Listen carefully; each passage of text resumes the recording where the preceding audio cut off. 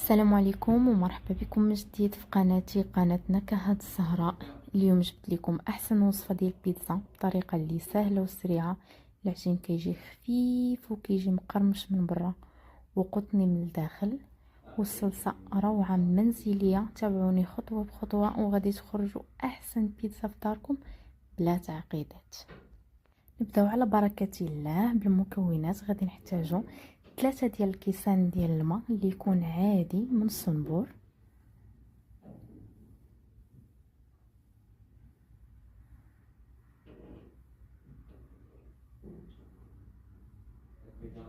معلقه ديال السكر سنيده اللي تقدروا تعوضوها بمعلقه كبيره ديال العسل، معلقه كبيره ديال الخميره.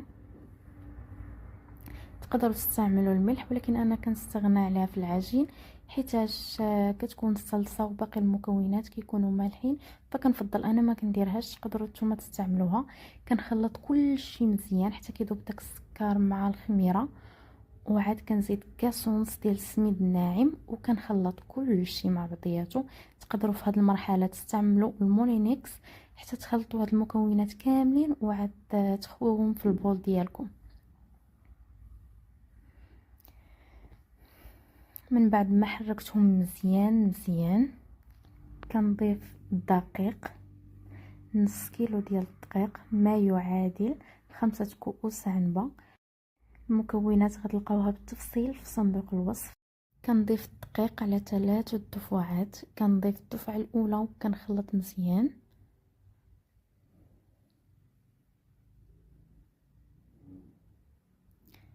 في هذه المرحله غادي نستعمل ضراب يدوي باش ما تبقاوش ليا تكتلات ديال الدقيق، وغادي نستعمل الدفعه الثانيه. في هذه الاثناء غادي نستغنى على الضراب اليدوي وغنستعمل غير اليد ديالي، وغادي نضيف الدفعه الثالثه وغادي نجمع غير بالاصابع فقط.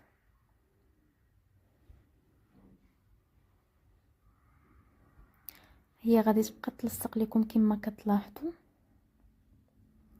كنجمعوها غير بالاصابع ديالنا. غادي نضيف على العجينه ديالي 3 معالق ديال الزيت، وغادي نحاول انني ندخل هذاك الزيت في العجينه مزيان، وغادي نبقى نجمعها باليد ديالي حتى تولي على هذا الشكل. وغادي ندير ليها السلوفان وغادي نخليها ترتاح. غير تبان ليا بدات كتطلع غادي نحيد السلوفان ونعاود نبقى نخبط فيها بحال كنديروا العجينه ديال السفنج. كنبقى من اول مرحله فاش كتبقاو تستعملوا ليها الطريقه هذه راه كيبانوا لكم. وريت لكم الخيوط وكنخليها ترتاح تاني 5 ديال الدقائق غير تبان ليا طلع، وكنعاود ندير ليها نفس ديال الطريقه 4 المرات ولا 3 ديال المرات على حسب نتوما. مهم فيما تبان لكم بدات كطلع كنبقاو نديروا ليها بحال الطريقه ديال السفنج، وكنخليوها ترتاح كل 5 ديال الدقائق كل 10 ديال الدقائق على حساب الجو. ومني كنعاودوا لهاد المراحل كامله كنخليوها ديك الساعه ترتاح وطلع على خاطرها. في هاد الاثناء كتكون العجينه ديالي ارتاحت وطلعت مزيان، غير انا خليتها واحد شويه وبدات كتهبط. غادي تشوفوا باللي راه وصلات للسلوفان. شوفوا كتقبات من التحت. وغادي نجيب شويه ديال الزيت حيتاش في هذه المرحله مهمه جدا حيتاش كتكون عامره بالهواء، وما خاصناش يعني نستعملوا شي طريقه اللي ننزلوا لها داك الهواء ومني ندخلوها للفران يعني ما يبقوش فيها هذوك الفقاعات ديال الهواء، حيت هذوك الفقاعات ديال الهواء هما اللي كيزينوا لينا البيتزا وكيعطيوها الرطوبه باش تجي هشيشه وباش تجي زوينه بحال ديال المحلات. كيف ما شفتوا في كل مرحله كندهن يدي بشويه ديال الزيت وكنخليها، ما كنحاول لا ندلكها ولا كنخليها على طبيعتها. انا عطاتني هاد الكميه 3 ديال البيتزات، غادي نخدم معكم غير واحده فقط باش ما يجيش الفيديو طويل بزاف. كندير شويه ديال السميد وكنبدا ندير لها هاد الطريقه. كنحاول انني نخلي الجوانب ديالها منفوخين شويه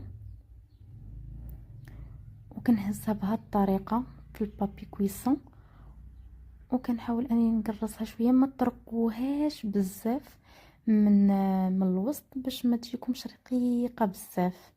صافي في هذا الاثناء كيكون الفران ديالي اصلا شاعل على اعلى درجه. كندير الصلصه ديال الطماطم اللي غادي تلقاوها في القناه ديالي. ايضا كندير شرائح ديال البصل، شرائح ديال الفلفل الاخضر، كنضيف الثوم وكندخلها الفران غير طيب واحد شويه ونخرجها باش نضيف ليها الفرماج. كيف ما كتلاحظوا العجينه طلعات من الجوانب زوينه وطلعت ما شاء الله فنه. كنضيف الفرماج وكنعاود ندخلها الفران طيب مزيان، وكنخرجها المده اللي كتاخد ليا وسط ديال الفران 10 ديال الدقائق فقط، ما كنزيدش عليها اكتر باش ما تقصاش ليا. وهكذا خرجت معنا احسن بيتزا بطريقه سهله وسريعه. العجين خفيف والصلصه لذيذه بزاف. جربوها في داركم وغادي تشوفوا الفرق. الى عجبتكم الوصفه وما بغيتوش تفوتوا اي فيديو جديد، ما تنساوش تشتركوا في القناه ديالي وديروا لايك، وبلا ما تنساو تخليو لي تعليق باش نقرا الاراء ديالكم وافكاركم.